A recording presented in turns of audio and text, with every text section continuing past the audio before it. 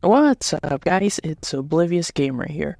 And well, I was a bit interested in doing a video about the upcoming Dragon Ball Sparking Zero or Sparking Zero. Now, obviously, this is a game a lot of people have been looking forward to, as this is the next Dragon Ball Tenkaichi game. This is something a lot of people have been looking forward to.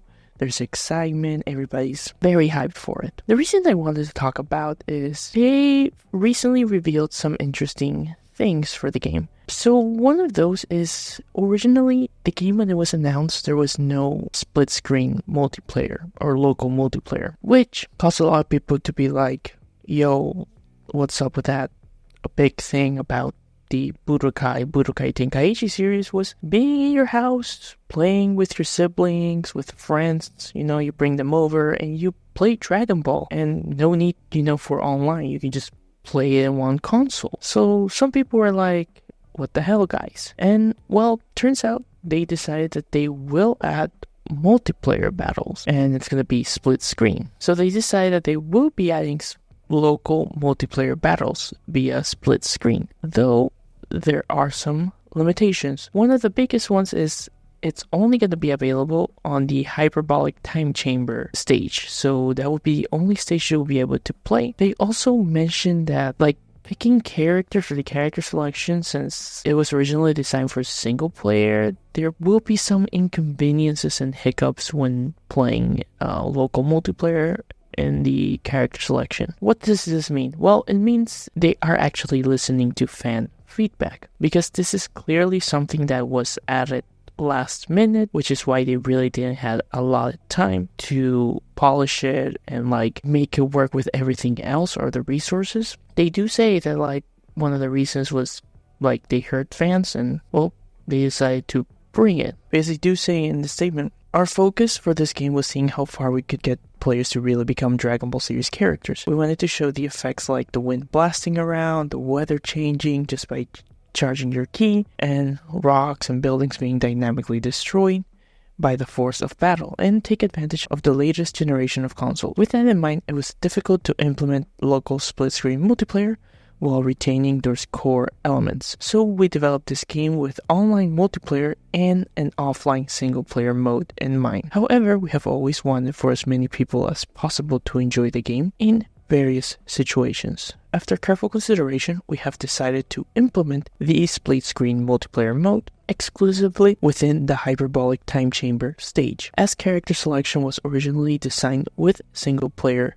gameplay in mind, there will unfortunately be a slight inconvenience during character selection before a split screen battle. However, we hope this mode will allow players to enjoy local matches with friends and family. So, is this the ideal thing? No, the ideal thing would have been that when the development of this game was going on, that local multiplayer was in mind. But I think in the end of the day, this is a good compromise for what we have. We still get that local multiplayer battle, though of course, in the hyperbolic time chamber, which is probably the easiest stage in terms of what it has. Obviously, you're not going to be able to have split screen battles with all the mountains blowing up, all the environment, all the crazy things, because the hyperbolic time chamber is a very simple stage. But you are still able to play with friends and family locally. Hopefully, maybe, I don't know if they're going to do this, but hopefully maybe this could be something that with time, they could release a update that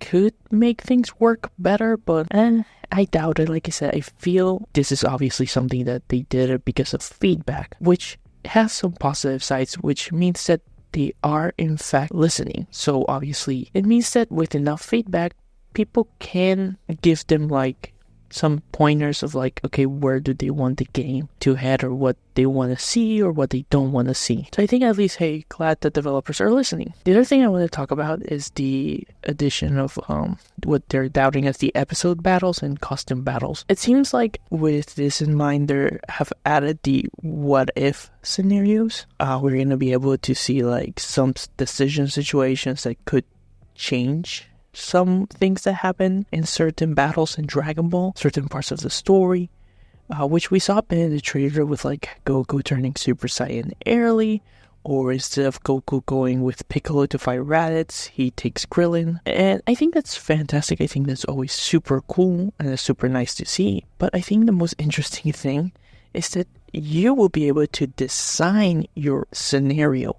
You'll be able to add pre-cutscenes and post-cutscenes, like that's what they were saying. So of course people have been going wild with like, what are we able to see? Because with this, and depending on how well it is built and how unique you can make scenarios, this could turn into a mess, like a clusterfuck. Not necessarily in a bad way, but like this is like everybody's dream. Like I've been seeing people being like, oh, we'll be able to make, what if Goku was locked in the time chamber for a millennia and betrayed? We'll be able to see, what if Yamcha was the hero of the series? What if like blah blah blah? Like there's so much stuff that people will be able to create that it's nuts. I don't know how deep this system is gonna be. I feel there is gonna be obvious limitations. It's gonna be like not too freestyle, but like maybe there's gonna be certain structures that you're supposed to follow and you're gonna be able to mix and match. But yeah, I think that's also another fantastic addition that just makes this game a bit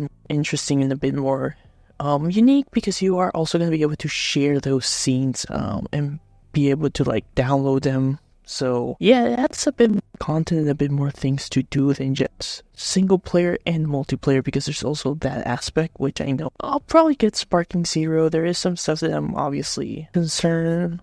I mean, it was also revealed that, of course, this game, there's not going to be balancing in the sense where like obviously there's going to be strong characters that are just going to destroy weaker characters. So there's in no sense a big balance, which yeah, Dragon Ball has always been about that. In like the Tenkaichi and Budokai series, like you always have very strong characters and weak characters that are just there.